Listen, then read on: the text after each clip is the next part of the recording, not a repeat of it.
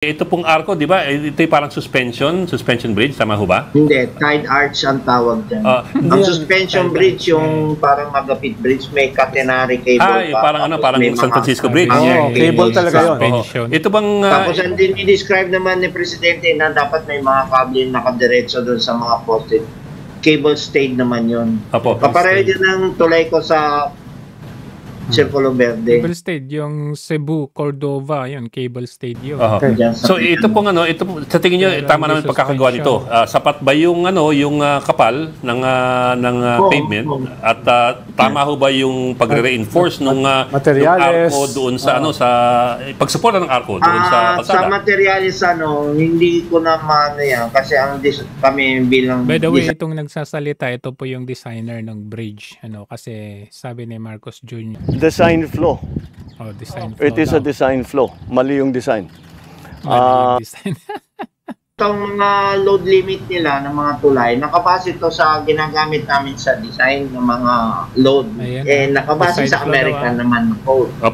Itong Kabagan Santa Maria Bridge, 2 lanes ito, 2 lanes ito na tulay. Kung susumahin, pwedeng dalawa. Ang design namin yun, 2 truck sabay.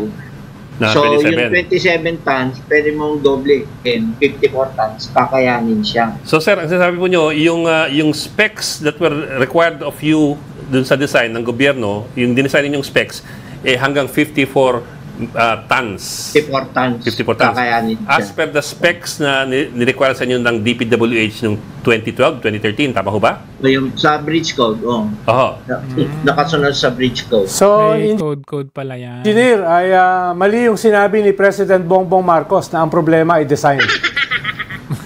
No comment. No comment. Hindi, engineer, linawin ko lang. Mahirap kasi mag-comment. Baka ikaw yung babalikan ng administrasyon. Merong bridge code na... may code.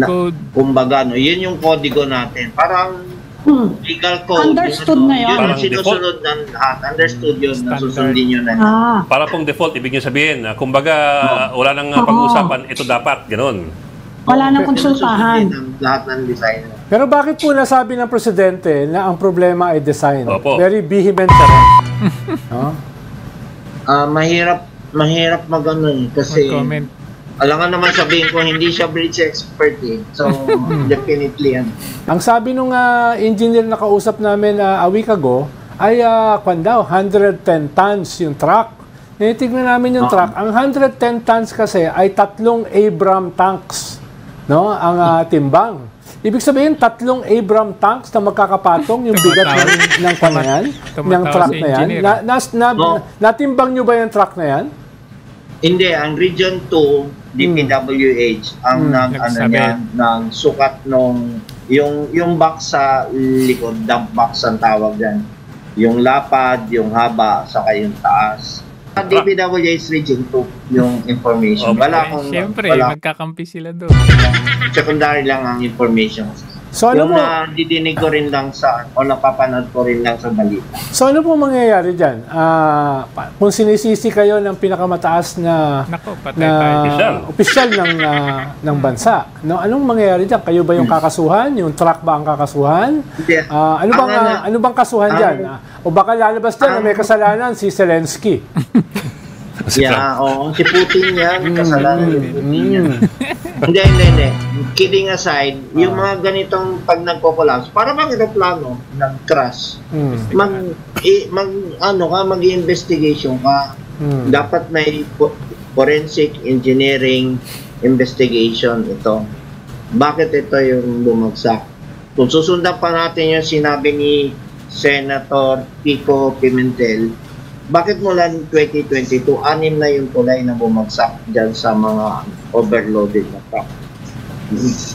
Dapat imbestigahan, sabi niya, imbestigahan daw ng Senado. Dapat i-forensic to bago magbitaw ng statement. At base dapat siya sa resulta ng forensic engineering investigation. So, kailangan i-forensic engineering investigation to? Hindi basta-basta kayo nagsasalita. Ano pa sabi ni Marcos? Tapos, yung bridge, suportado ng kable. Ito lang ang suspension bridge na nakita ko sa buong mundo na hindi kable.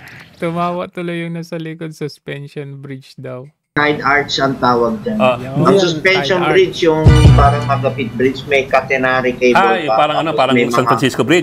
Cable talaga yun. Ito bang... Tapos ang describe naman ni Presidente na dapat may mga kable nakadiretso doon sa mga poste. Cable stayed naman yun. Kapareho din ang tulay ko sa Circulo Verde. Hindi pwede fortify. It's a bridge. Hindi pa siya pwedeng tibayan. Parang kahit 2 lane lang eh. Retrofit. Kaya pa rin yung medyo mabigat na ano. So, dyan napapasok yung retrofitting. Nako. Kailangan ng retrofitting program na lahat ng 2 lane na tulay na investigate nila kung kakayanin o hindi yung mga ito. Yung maiksi kasi tapos yung mga pre-stress, matitibay yun eh.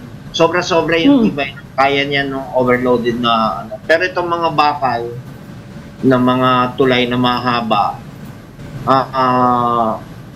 medyo wala siyang kasing reserve strength yung sa ano. So, hindi pero niya pwede po siyang i-fortify, ano? Pwede siyang i-fortify. Retrofit ang tawag. Retrofit. Pero engineer, hanggang ilang beses siyang pwede i-retrofit? Dahil na-retrofit na yun. More than 200 million. Nakadalawa na. So, i-retrofit ulit. Kali isang retrofit. Tingnan. 2023, 274 million. 115 million 2024. So, saan napunta yung retrofitting na yan sinasabi nila? Grabe, di ba? So, pero retrofit ng retrofit. Laki-laki ng budget na yan sa totoo lang. Nung bridge, no? At least sa Japan, kung sakali may ganyang problema, sila mag-aayos. Billion yata yun. Anong ginawa doon sa retrofitting ngayon? Ibang kumpanya na. Ibang kumpanya siya. Pero, engineer, kung ginawa kumpanya pala yung retrofit ni Marcos. Alam na this. Yan ang Japan, doon sa original nila na 1.8. Tingin nyo mangyayari yan? Sila unang gumawa ng proposal, 1.8 billion, tapos ang sabi ay mahal. So ngayon, baka mas mahal pa at hindi mo pa sigurado yung tibay nung bridge. So, mali yung sinasabi ni Marcos na 1.8 daw original yung ano niyan, pero binawasan. Hindi pala binawasan, hindi pala itinuloy ni Pinoy yung Japan kasi 1.8 yung proposal. So mali yun, binawasan. Ang lumalabas dito, mga kababayan, yung original design kasi nga hindi kaya yung 1.8 billion, doon na sila sa 900 something million kay Pinoy administration. So hindi sila pumayag doon sa Japan dahilan upang ang Tide Arch Bridge na ito ng Santa Maria Cabagan built for not exceeding 54 tons. Ngayon, nagkaroon ng retrofitting at strengthening noong 2023-2024. That's 274 million plus 115 million. Ayon dito kay designer Albert Cañete, it should be, no? It should be strengthened kasi retrofitting nga di ba? Mas malaki pa. Tingnan ninyo, pag-plusin ninyo yung 274 saka 115 million. Dito, lalabas na ang accountable dito ay yung Marcos administration. Kayo na. You can do the math. Kayo na yung add niyan nung mga budget na yan. Lakihan pa natin. Diba?